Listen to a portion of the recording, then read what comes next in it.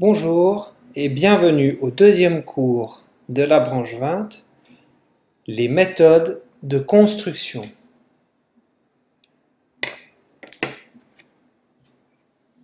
Il y a plusieurs formes de construction.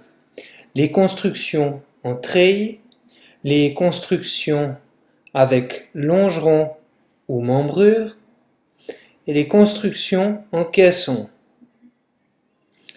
Dans les constructions en caisson, nous trouvons de semi-caisson avec une construction intégrale ou une construction en sandwich ou en plaque composite.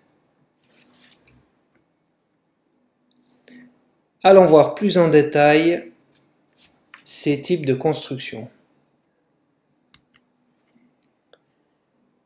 La structure en treillis. Le plus souvent, cette structure est faite de tubes en acier.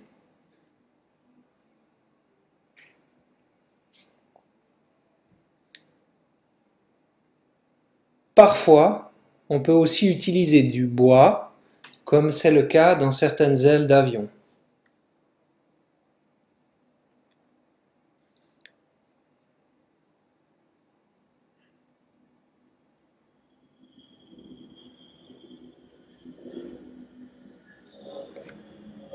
On voit très bien ici la structure en treillis, structure primaire de cet avion. Cette structure en métal est résistante, mais néanmoins lourde.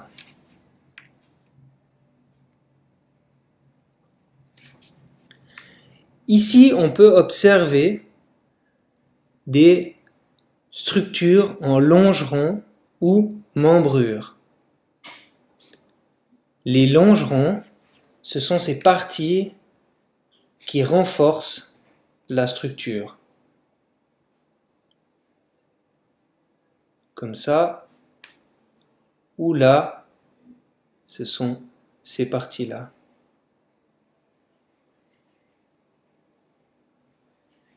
Ces longerons ont pour but de donner de la résistance dans la longueur pour absorber les efforts en flexion.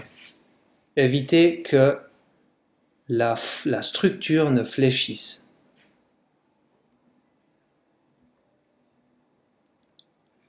Les structures en caisson sont assez simples de conception. On retrouve des parties qui forment la structure à l'intérieur et une tôle à l'extérieur qui absorbe la flexion et qui fait la résistance propre de la structure en caisson. Pour exemple des structures en caisson, on retrouve les poutres de queue de nos hélicoptères de type Robinson ou le Hughes 300 ou même d'écureuils.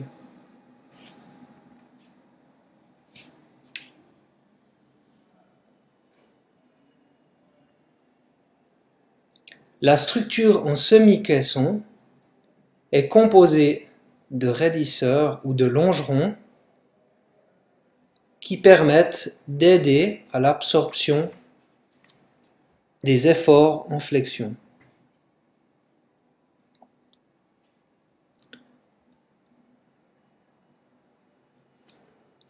L'avantage de la structure en caisson ou en semi-caisson, c'est qu'elle est résistante et un peu plus légère qu'une structure en treillis,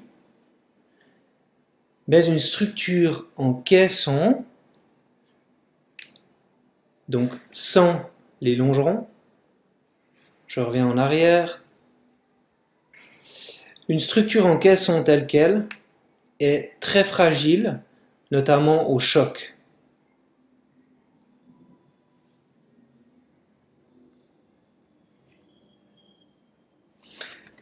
Ici une structure semi-caisson sur un avion de ligne.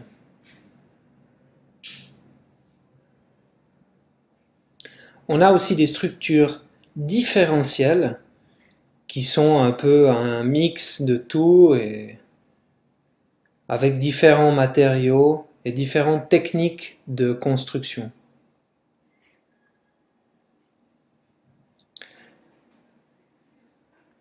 Les structures intégrales sont des structures qui sont formées dans la masse. Par exemple, une plaque de métal, comme ça, dans laquelle on vient usiner, on vient couper la matière pour former la pièce que l'on veut. C'est des structures très résistantes, car on ne vient pas assembler des pièces, on forge directement dans la masse. On trouve aussi des structures sandwich. La particularité de la structure sandwich, c'est sa méthode de fabrication. On a deux pots formés par des tôles en métal, le plus souvent, et un matériau en structure nid d'abeille ou en autre structure à l'intérieur pour former la rigidité. Les pots, les tôles, sont collés à la structure nid d'abeille et cela en fait une structure très résistante au choc et absorbant le poids.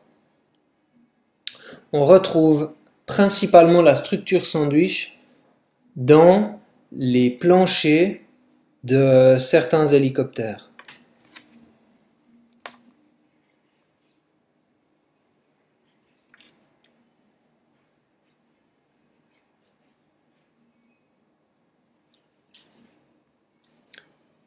Ici, on peut voir plusieurs images de la construction d'un avion ou d'un aéronef.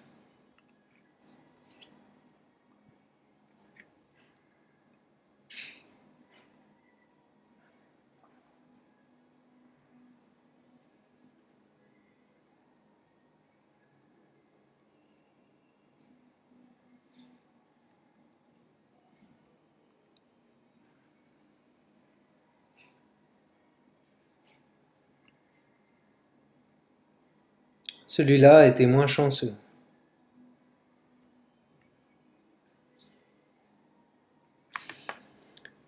On voit bien cette structure-là, qui est une structure en semi-caisson, car on voit à l'intérieur les longerons.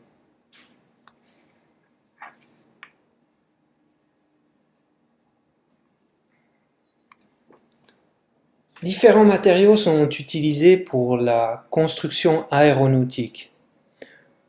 On y retrouve le bois, plus particulièrement dans les plus vieux aéronefs, les métaux, largement répandus, et les matériaux synthétiques qui sont plutôt modernes.